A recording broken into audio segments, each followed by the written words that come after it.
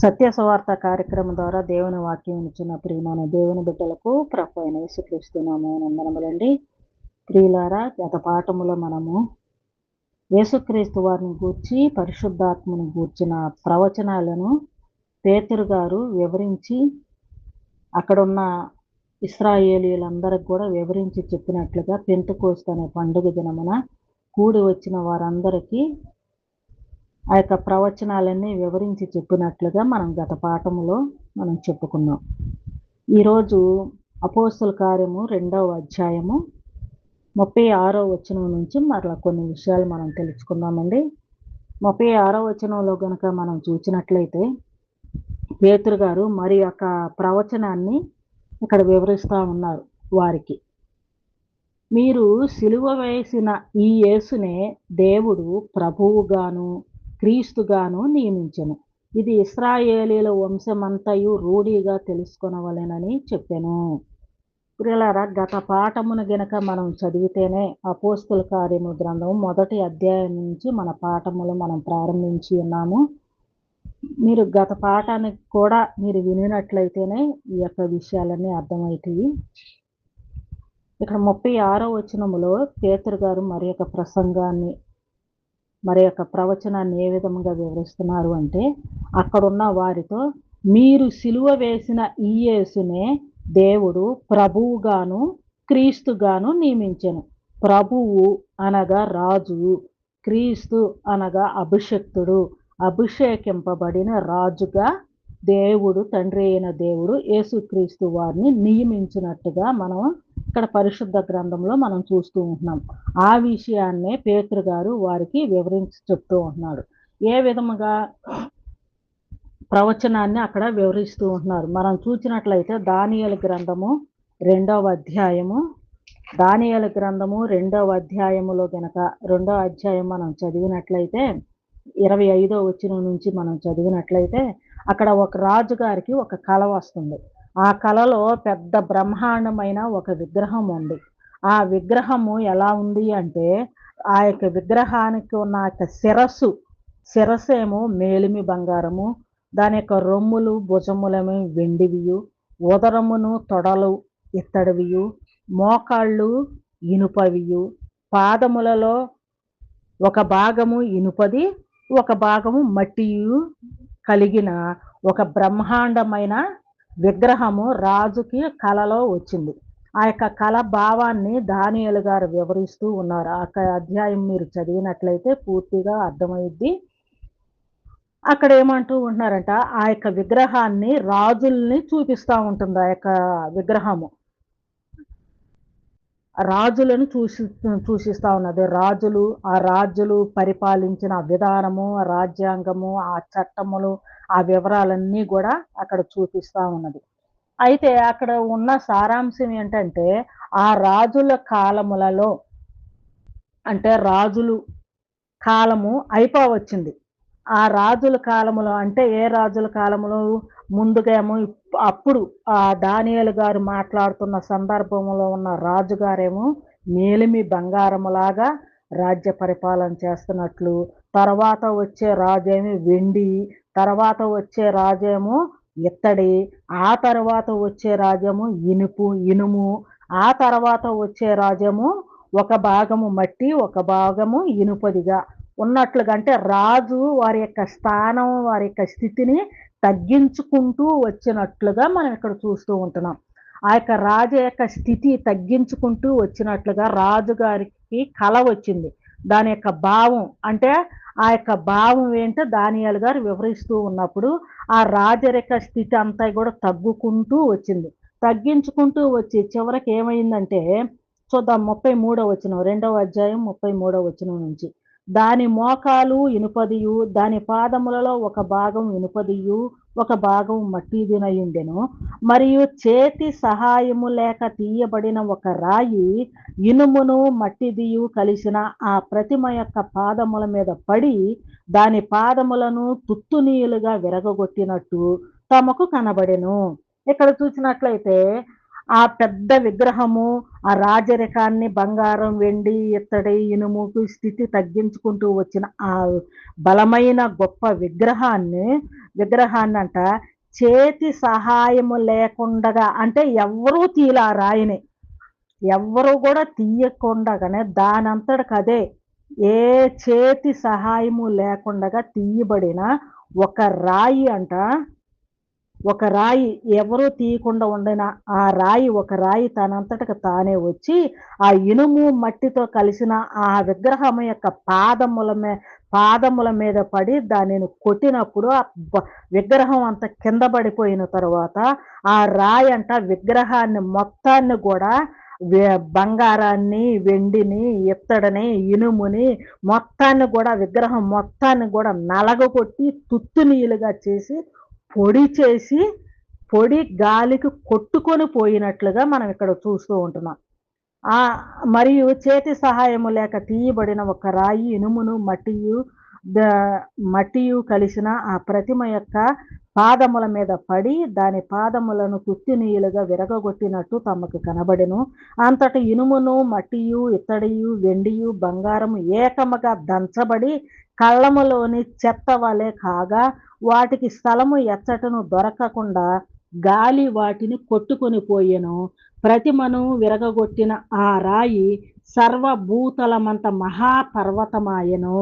ఆ రాయి చేతి సహాయము లేకుండా తీయబడిన రాయి విగ్రహాన్ని నలగగొట్టి పొడి చేసి కళ్ళముల పొట్టిని తూర్పారబట్టినట్టుగా పట్టినప్పుడు ఆ పొడంతా కూడా కొట్టుకొని పోయి ఎక్కడ కూడా ఉండకుండా దానికి స్థలం ఎక్కడా లేదు, పూర్తిగా కొట్టుకొని పోయింది. అంత బలమైన విగ్రహం.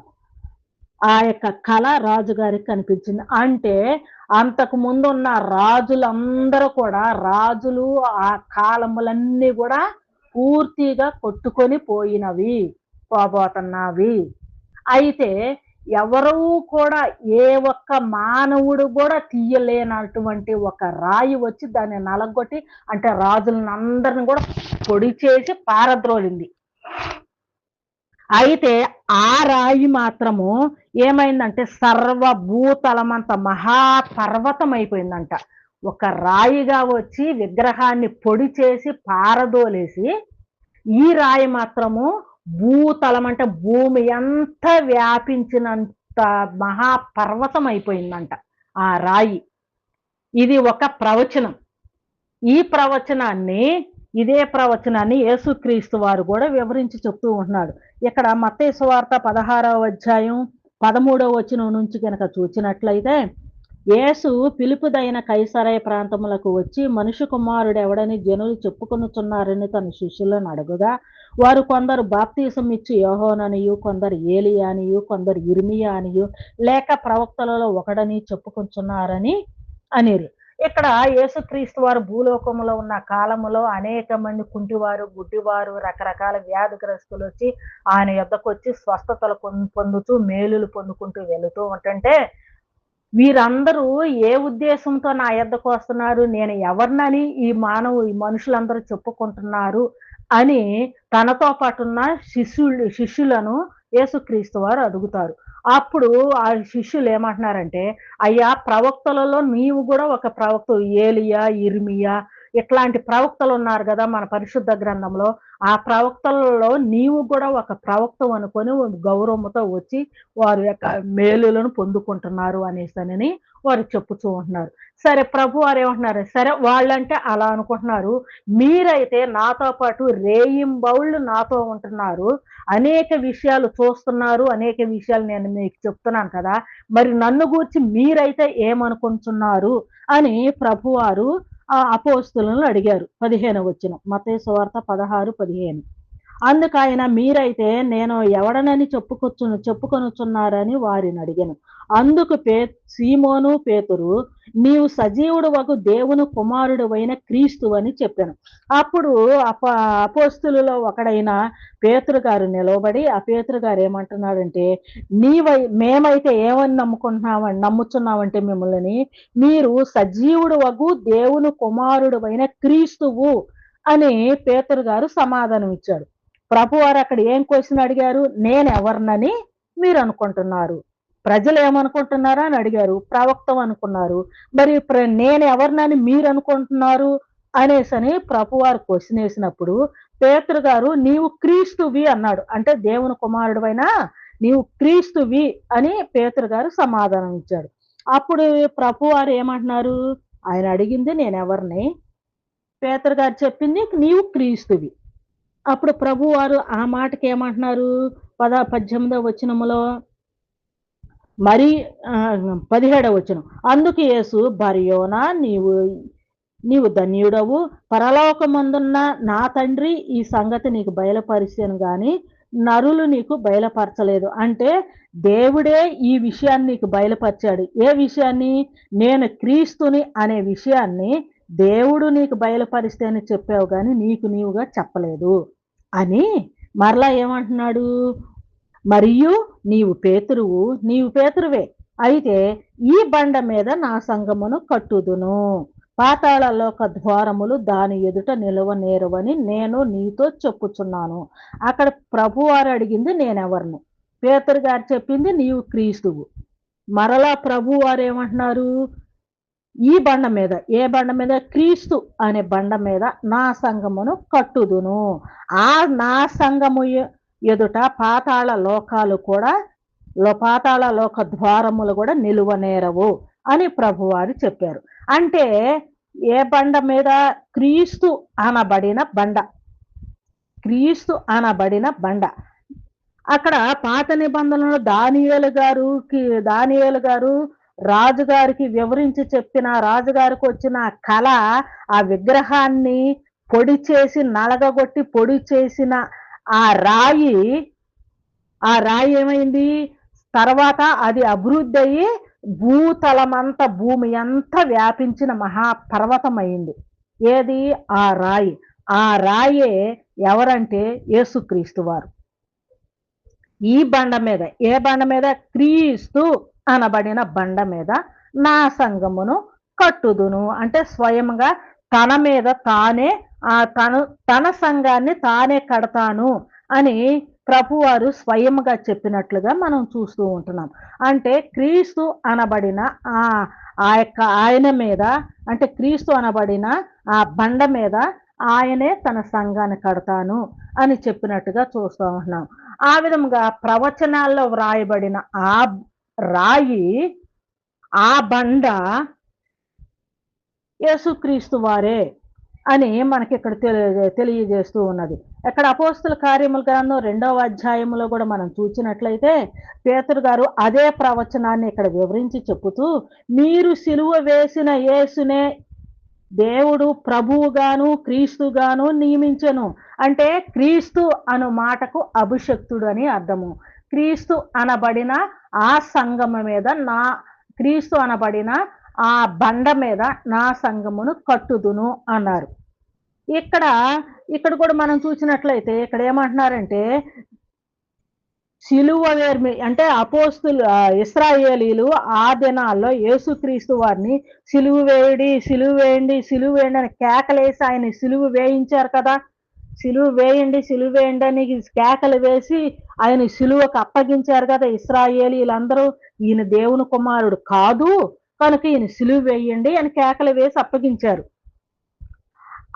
అందుకనే ఆ విషయాన్ని పేతురు గారు ఇక్కడ వివరిస్తూ ఉంటున్నారు. మీరు సిలువ వేసిన, అంటే మీరు సిలువకు అప్పగించిన, సిలువ వేసిన ఈ యేసునే దేవుడు ప్రభువుగాను, అంటే రాజుగాను, అంటే క్రీస్తుగాను, అంటే అభిషేకించాడు. రాజుగా అభిషేకించాడు. క్రీస్తు అన్న మాటకు అభిషక్తుడని అర్థము, ప్రభువు అనే మాటకు రాజు అని అర్థము. రాజుగా అభిషేకించాడు. సిలువ వేసిన ఈ యేసునే దేవుడు, అంటే తండ్రి అయిన దేవుడు ప్రభువుగా, రాజుగా యేసుక్రీస్తు వారిని నియమించారు. అంటే అంతకు ముందున్న రాజులందరూ ఏమైపోయారు? ఆ రాజుల కాలం అంతా కూడా పోయింది. ఆ విషయాన్ని ఇక్కడ చెప్తూ ఉంటున్నారు. దానియేలు గ్రంథం 2వ అధ్యాయంలోని మళ్ళీ చూద్దాం. 2వ అధ్యాయం 44వ వచనములో మనం చూసినట్లయితే, ఆ రాజుల కాలములలో పరలోకమందున్న దేవుడు ఒక రాజ్యమును స్థాపించును, దానికెన్నటికి నాశనము కలుగదు. ఆ రాజ్యము దానిని పొందిన వారికే గాక మరెవరికి చెందదు. అది ముందున్న రాజ్యములన్నిటిని పగలగొట్టి నిర్మూలము చేయును. కానీ అది యుగ యుగముల వరకు నిలుచును. పర ఆ రాజుల కాలములలో పరలోకమందున్న దేవుడు ఒక రాజ్యమును స్థాపించును. ఒక రాజు గారే కదా యేసుక్రీస్తు వారిని సిలువ వేయించింది. ఆ రాజుతో అయిపోయింది. ఆ రాజుతో రాజుల కాలం అయిపోయింది. ఇక తర్వాత పరలోకమందున్న దేవుడు ఒక రాజ్యాన్ని స్థాపించబోతున్నాడు.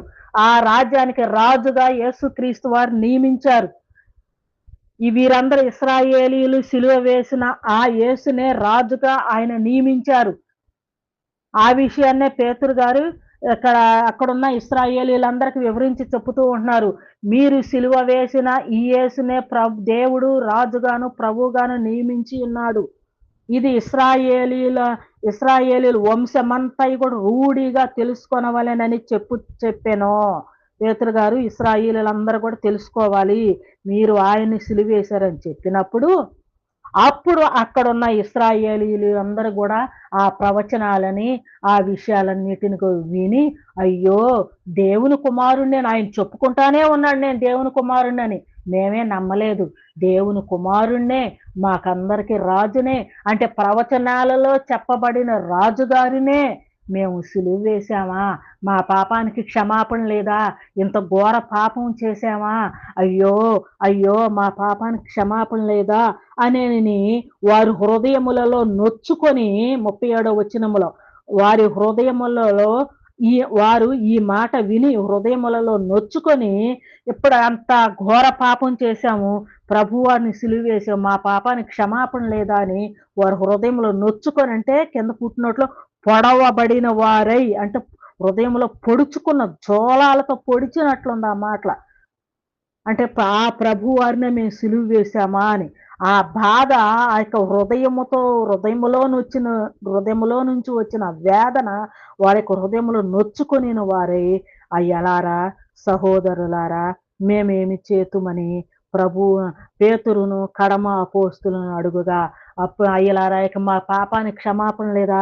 మేమేం చెయ్యాలి ఇప్పుడు? మేము ఎట్లా చేశామో తెలుసో తెలియక అయిపోయింది, మా పాపానికి క్షమాపణ లేదా? సహోదరులారా మేమేమి చేతుమని పేతురును కడమ అపోస్తులను వారు పశ్చాత్తాప హృదయులై వారిని అడుగుతున్నప్పుడు పేతురు వారితో చెప్తూ ఉంటున్నారు, అయ్యలారా మీరేమి బాధపడొద్దు, మీరేం దిగులు చెందొద్దు, మీరేమి కృంగిపోవద్దు, మీరు చేయవలసినది ఒకటే, మీరు మారు మనసు పొందండి. పాప క్షమాపణ నిమిత్తము ప్రతి వాడు కూడా యేసుక్రీస్తు నామముల బాప్తీసము పొందండి. అప్పుడు మీరు పరిశుద్ధాత్మ అనే వరమును మీరు పొందుకుంటారు. సహోదరులారా మీరు భయపడొద్దు, మీరు బాధపడొద్దు, మీరు మారు మనసు పొందండి. మీ పాపాలన్నిటినీ, మీరు వ్యక్తిగతంగా చేసిన పాపాలో, యేసుక్రీస్తు వారిని సిలువ వేసిన పాపమో అన్నిటినీ సమస్తాన్ని కూడా మీరు విడిచిపెట్టి మారు మనసు పొంది యేసుక్రీస్తు వారు దేవుని కుమారుడని మీరు నమ్మి యేసుక్రీస్తు నామములో మీరు బాప్తీసం పొందండి. అప్పుడు ప్రవచనాల్లో చెప్పబడిన పరిశుద్ధాత్మ అనే వరము మీకు అనుగ్రహింపబడుతుంది గనుక మీరు అప్పుడు దేవుని బిడ్డలుగా మీరు ముద్ర వేయబడతారు. ఎప్పుడైతే బాప్తీసం తీసుకుంటారో, ఎప్పుడైతే పరిశుద్ధాత్మ మీ మీదకు వచ్చిందో, మీ పరిశుద్ధాత్మ అనే వరాన్ని మీరు పొందుకుంటారో, అప్పుడు మీరందరూ కూడా దేవుని యొక్క రాజ్య నివాసులు అవుతారు. ఎప్పుడు? యేసుక్రీస్తు వారిని నమ్ముకున్నారు కదా, ఆయన నామంలో బాప్తీసం తీసుకున్నారు కదా, ఆయన యేసుక్రీస్తు వారి యొక్క రక్తములో వారి యొక్క పాపములు కడగబడినవి కదా. కడగబడిన తర్వాత వారందరూ కూడా యేసుక్రీస్తు వారు రాజుగారు గనుక ఆ రాజుగారి యొక్క రాజ్యములో బాప్తీసము పొందిన వారందరూ కూడా యేసుక్రీస్తు వారి యొక్క రాజ్య నివాసులు, ఆయన యొక్క రాజ్య సంబంధులై ఉన్నారు. ఆ మాటలు విన్నారు. ఆ మాటలు విని వారేమో అప్పుడు పేతురు గారు ఏమని చెప్తున్నారంటే, మీరు ఈ విధముగా బాప్తీసం పొందుడి, అప్పుడు పరిశుద్ధాత్మ అనే వరాన్ని మీరు పొందుదురు. ఈ వాగ్దానం మీకును మీ పిల్లలకును మీ దూరస్తులందరికీ అనగా ప్రభు అయిన మన దేవుడు తన యొద్దకు పిలిచిన వారందరికీ చెందునని వారితో చెప్పెను. ఇంకను అనేక విధములైన మాటలతో సాక్ష్యమిచ్చి మీరు మూర్ఖులకు ఈ తరము వారికి వేరై రక్షణ పొందుడని వారిని హెచ్చరించెను. కాబట్టి అతని వాక్యం అంగీకరించిన వారు బాప్తీసము పొందిరి. ఆ దినమందు ఇంచుమించు 3,000 మంది చేర్చబడిరి. ఆ దినమున ఇంచుమించు 3,000 మంది చేర్చబడిరి. ఎక్కడికి చేర్చబడ్డారు? ఆ దినాన వారు పశ్చాత్తాప హృదయులై యేసుక్రీస్తు నామములో బాప్తీసము పొందిన వారందరూ ఇంచుమించు 3,000 మందికి వారు బాప్తీసం పొంది యేసుక్రీస్తు వారి యొక్క రాజ్యములో ఆయన రాజ్య నివాసులుగా వారు చేర్చబడ్డారు. యేసుక్రీస్తు వారు రాజు అయ్యున్నారు. రక్షింపబడిన వారందరూ ఆయన రాజ్య నివాసులై ఉన్నారు.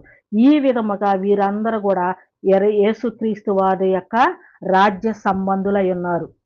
ఈ విధముగా ఇట్లాగా అందరూ ఉండాలని, అందరూ ఈ వాగ్దానము మీకును మీ పిల్లలకును దూరస్తులైన వారందరికీ, అంటే ఇశ్రాయేలీయులకి దూరస్తులైన అన్య జనులకు ప్రవచనాల్లో చెప్పబడింది కదా దానియేలు గ్రంథములో. ఈ ఆ ఆ బండ ఏమైంది? సర్వభూతలమంతా మహాపర్వతం అయిపోయిందంట. ఆ విధముగా ఆ యొక్క రాజ్యము భూమి అందంతటి కూడా వ్యాపించుచూ ఉన్నది. ఆనాటి నుంచి ఈనాటి వరకు కూడా ఆయన యొక్క రాజ్యము వ్యాపిస్తూనే ఉన్నది అనే విషయాన్ని పేతురు గారు వివరించి చెప్పినప్పుడు, ఆ పెంతెకోస్తు దినానే ఇంచుమించుగా 3,000 మంది యేసుక్రీస్తు వారి యొక్క రాజ్యములో యేసుక్రీస్తు వారి లోనికి చేర్చబడినట్లుగా మనము పరిశుద్ధ గ్రంథము యొక్క అపోస్తుల కార్యము 2వ అధ్యాయములో మనం చూడగలుగుతూ ఉంటున్నాం. వారందరూ కూడా ఎలా ఉన్నారంట? వారందరూ కాబట్టి అతని వాక్యం అంగీకరించిన వారు బాప్తీసము పొందిరి. ఆ దినమందు ఇంచుమించు 3,000 మంది చేర్చబడేది. వీరు అపోస్తుల బోధ యందును, సహవాసమందును, రొట్టె విరుచుట యందును, ప్రార్థన చేయుట యందును ఎడతెగక ఉండిరి. వీళ్ళందరూ కూడా అపోస్తులు ఏ విషయాలైతే చెప్పారో ఆ విధముగా వారందరూ కూడా నడుచుకొనుచు, ఏ దేవుడు చెప్పిన రీతిగా, దేవుడు ప్రవచనాల్లో ఇచ్చిన రీతిగా, దేవుని యొక్క రాజ్యము స్థాపించబడిన రీతిగా ఇక్కడ 3,000 మందితో సంఘము స్థాపించబడింది, రాజ్యము స్థాపించబడింది. వారందరూ కూడా అపోస్తుల బోధ యందు, సహవాసమందు నడుచుకుంటూ ఉన్నట్లుగా మనం యొక్క గ్రంథములో మనం చూడగలుగుతూ ఉన్నామండి. ఇదంతా కూడా ప్రవచనాల్లో జరిగిన రీతిగానే జరిగింది. ప్రవచనాల్లో చెప్పబడిన రీతిగానే ఇక్కడ జరిగినది. ఇవన్నీ విషయాలు కూడా పేతురు చక్కగా వివరించినప్పుడు అనేక మంది మారు మనసు పొందినట్లుగా మనము ఇక్కడ పరిశుద్ధ గ్రంథంలో చూడగలుగుతూ ఉంటున్నాం. ఇవన్నీ కూడా చక్కగా జాగ్రత్తగా విని గ్రహించి వాక్యాన్ని ఉన్నది ఉన్నట్టుగా అర్థం చేసుకోవలసినదిగా, ఉన్నది ఉన్నట్టుగా అర్థం చేసుకొని వాక్యానుసారముగా ఈ లోకంలో జీవించవలసినదిగా ప్రతి ఒక్కరిని కూడా మనవి చేస్తూ ఈ నా కొద్ది మాటలు ముగిస్తూ ఉన్నానండి. షేర్ చేయండి, సబ్స్క్రైబ్ చేయండి, లైక్ చేయండి, మీ కామెంట్లను తెలియచేయండి. అందరికీ వందనములు.